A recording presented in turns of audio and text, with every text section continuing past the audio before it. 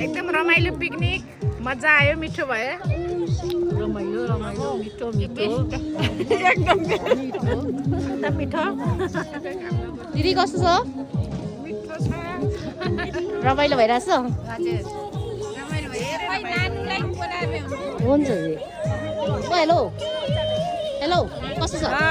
मिठो छ आउँदैछु मिठो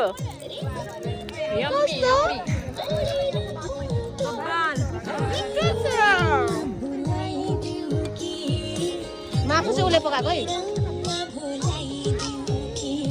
कस्तो छ